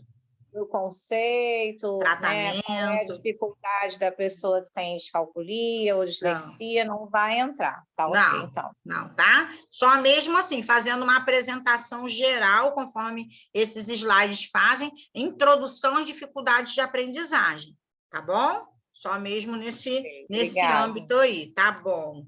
E aí, como é que foi? Beatriz, vai recapitular aí comigo? Então, nesse último slide falou sobre os conceitos, né, da dificuldade de aprendizagem, tanto de Hashimoto, que foca mais numa questão escolar, né, que fala mais de uma questão, como que eu vou dizer, dentro da instituição, né, que ele fala dentro do currículo esperado pela escola, né, Sim. e da outra definição, que fala mais sobre o penúltimo, eu acho, slide aí, que fala sobre a questão da leitura, da matemática, né, Sim, essas questões aí. de dificuldades significativas, não é isso? Que a dificuldade de Isso. aprendizagem ela vai ter como grande marca, né, se apresentar de forma significativa e intensa, de modo a causar alguns impedimentos no campo cognitivo, tá bom? E também sobre a questão do diagnóstico, né, que começa com na anamnese, e citar os exemplos. Começa na anamnese, que é uma entrevista que nós fazemos aos pais ou responsáveis. Não é isso? Isso. Isso. Mas isso em caso de crianças, né, professora? No caso de Aí crianças. quando é o adulto, aí você fala diretamente com ele. Quando é adulto, com ele ou com algum parente. Tá bom? Se ele tiver alguém né, que nós podemos conversar, pode ser um parente ou então com ele. Aí depende da situação que nós vamos encontrar. Tá bom? E aí, foi? Foi. Ficou muita coisa, né? No caso, o meu aqui deram 2 folhas. É isso? Vou falar para você, Beatriz, muita coisa, mas que foi revisado. Que bom, né? Isso aí. Desde que esteja dentro disso aqui, tá tudo certo. A gente dá um jeito. Estamos aí. Então, Esse assim... slide a senhora vai compartilhar, né, professora? Oi, não entendi. Esse slide a senhora vai compartilhar. Já tá lá no AVA. Estão no AVA. Ah, já está no AVA. Cada aula que eu fui ministrando para vocês, desde o dia 8 de fevereiro, cada slide era colocado porque, lá. na verdade, esses slides já são os que estão lá. Não é um slide novo. Não. Tá? Todos esses slides que nós lemos hoje aqui juntos e juntas, são slides que eu retomei das aulas que nós experimentamos, aí pegamos aqui e fizemos revisão em cima deles. Entendi. Não, porque eu achei que era um novo, mas já são aqui. Eu já vi que eles estão lá, que eu achei que esse era outro. Tá bom. Tá então, bom, assim... obrigada. Nada, Fernanda. O que acontece? A dica, então, é essa, tá bom? Fizemos aqui uma revisão, trouxemos os slides, mas nós temos material, né? Textos que também nós utilizamos. Então, recapitular, né? Revisitar esses conteúdos, tá bom? E aí, enfim, né? Apostar que a nossa avaliação vai ser bacana, importante para a gente pensar até aqui o momento da disciplina e depois vamos seguir, tá bom? Adiante já. Serão quantas questões objetivas e quantas discursivas? Olha, então, eu não fechei ainda isso direitinho, não, tá bom? Eu estou só aguardando a orientação da coordenação do curso, aí eu vou fechar direitinho com eles, segue o padrão, né? Que as outras disciplinas também estão aí se organizando, tá bom? Vai dar tudo certinho. Na semana que vem, nos encontramos na faculdade, e aí já para o nosso momento de prova, tá? Eu desejo que todo mundo consiga fazer uma boa leitura, né? Estudar. Fala, Thalita. Professora, sobre trabalhos para compor a nota da P1, a gente vai ter mais algum ou só aquele que você pediu já? Então, a princípio, nós vamos ter aquele, tá? E se for necessário, aí a gente complementa com mais alguma outra coisa, tá bom? Aí, se for para complementar com mais alguma outra coisa, aí nós vamos fazer alguma coisa em grupo, tá? Se for necessário, tá bom? Isso para P1? Se for necessário. Vamos aguardar um Tá pouquinho bom. como é que vai ser o caminho da prova, tá bom? Tá bom. Então tá. Professora, perguntaram no chat se ia ter chamada. Eu acho que Vai ter, eu vou fazer rapidinho e a gente termina a aula. E aí, gostaram? Foi bom? O que vocês acharam? Fala comigo. foi ótimo, uma ótima revisão aí. Foi bom, né? Fazer esse caminho é bacana também, não é isso?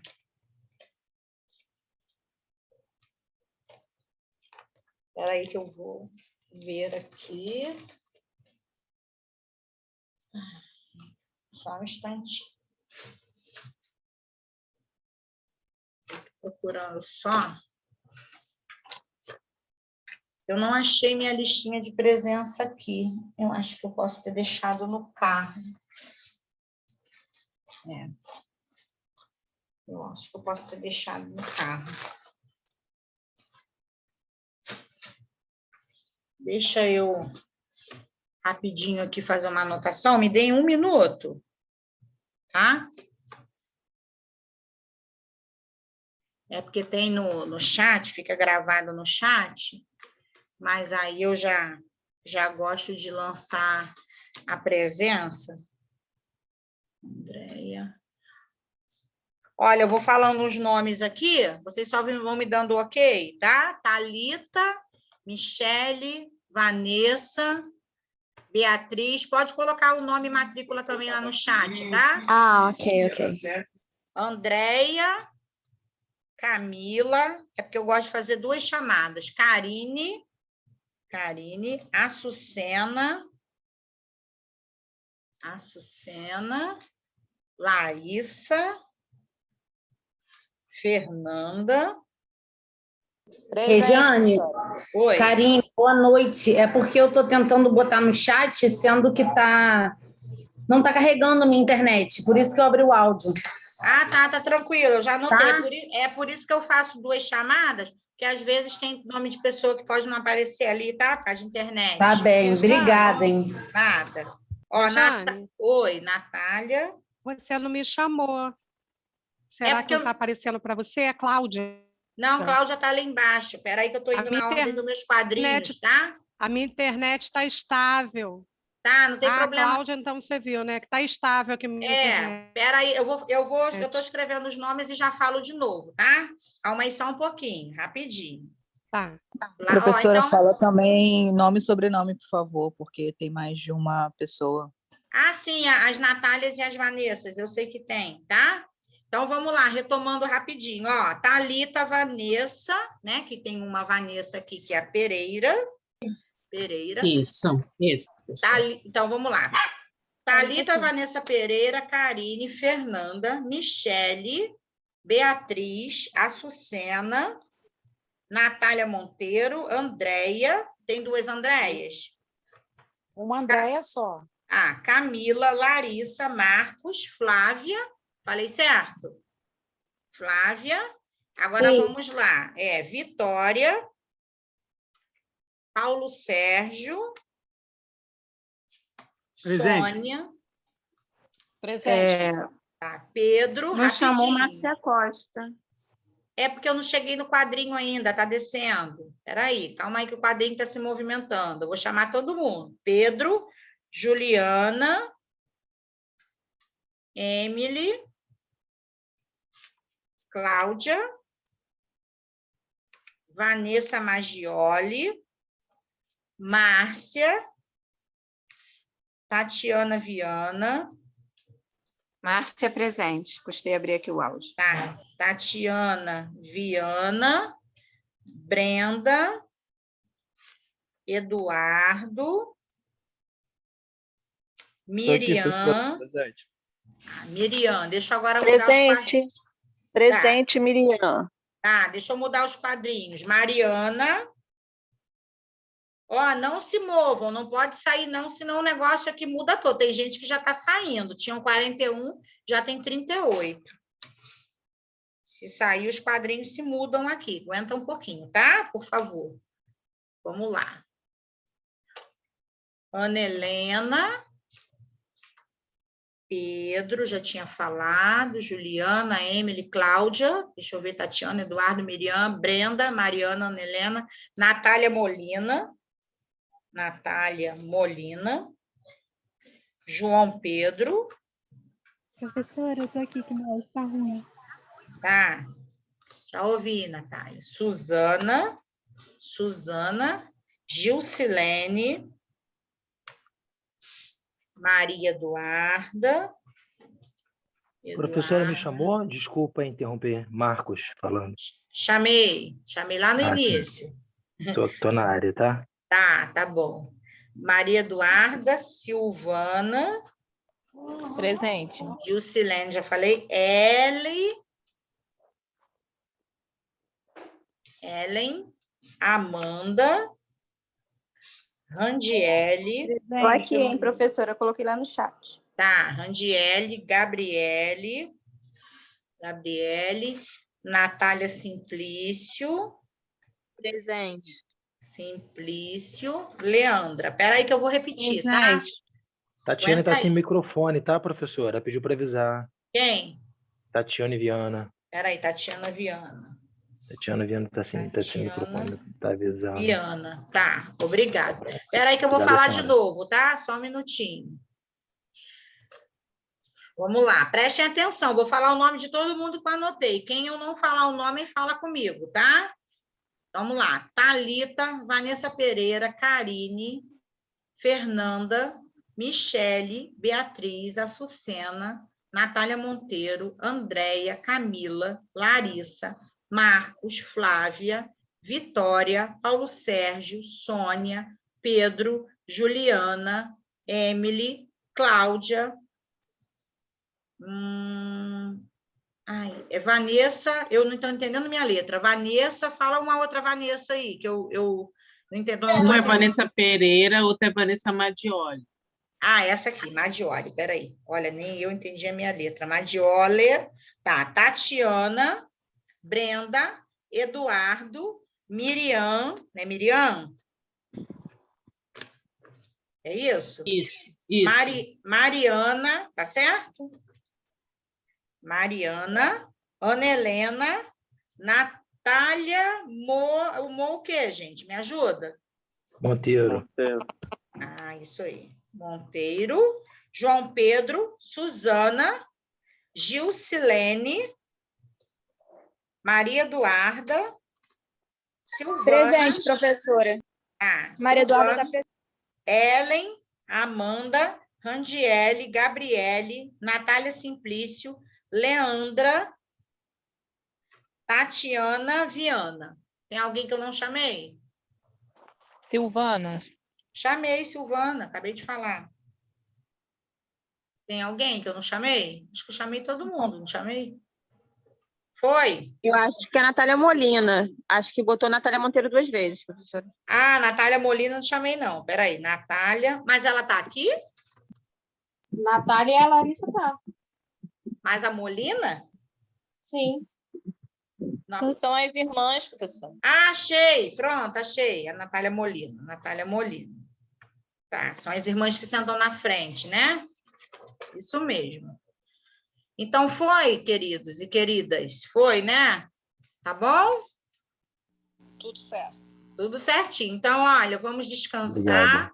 Tá bom? Muito obrigada pela presença.